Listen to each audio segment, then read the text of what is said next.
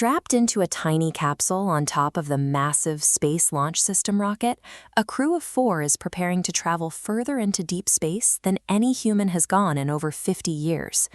At the precise moment of ignition, the engines violently detonate to produce an earth-shattering 8.8 million pounds of thrust. Pushing that much weight off the launch pad makes this modern beast 15% more powerful than the historic Saturn V rocket. 2 minutes into the ascent, the twin-side solid rocket boosters peel away. 8 minutes later, the massive core stage drops off and falls back toward Earth. The violent G-forces pressing hard against the astronauts' chests are simply the heavy physical toll required to finally break free of the atmosphere.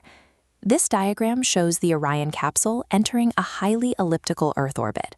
This temporary parking position allows for a final series of checks before the journey continues.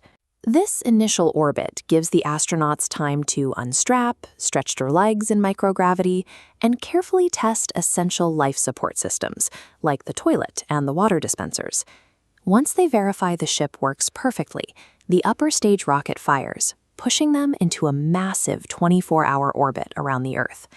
Here, the pilot takes manual control for a proximity operations demonstration, carefully maneuvering the Orion capsule just inches away from the floating upper stage.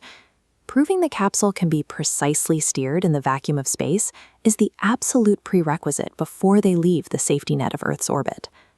Next comes the translunar injection burn. A precise engine firing from Orion's European service module pushes them out of Earth's gravity. This animation maps the exact free return trajectory the burn creates.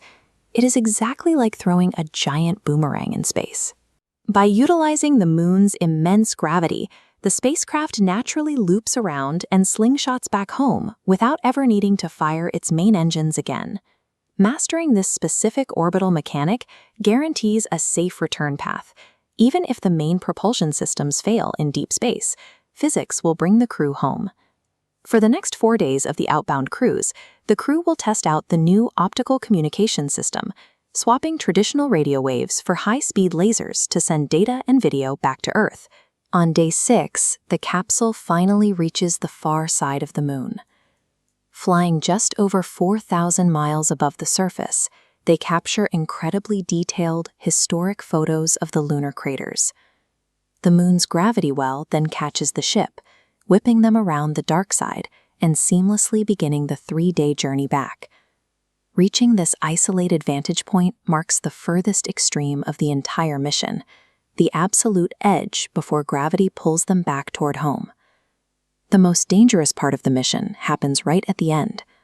Orion will hit Earth's atmosphere at a blistering 25,000 miles per hour. NASA originally planned to have the capsule skip across the upper atmosphere, much like a stone on a pond, to slowly bleed off kinetic energy. But when the uncrewed Artemis I flight returned with unexpected wear and tear on its heat shield, scientists completely scrapped that plan. This diagram shows the new strategy. Artemis II will dive at a sharp, steep angle, plunging through the intense heat much faster to preserve the integrity of the shield. The physical damage observed on the unmanned flight directly altered the trajectory of this one to guarantee the safety of the 4 astronauts inside. Finally, the massive parachutes deploy, violently jerking the capsule to counteract terminal velocity. The Orion capsule gently splashes down into the Pacific Ocean, just off the coast of San Diego. The United States Navy will be waiting nearby to immediately secure the floating capsule and recover the crew. Plucking that capsule from the ocean completes humanity's first step-by-step trip back to the moon in a generation, proving our modern flight systems can safely support human crews on multi-week missions into the void.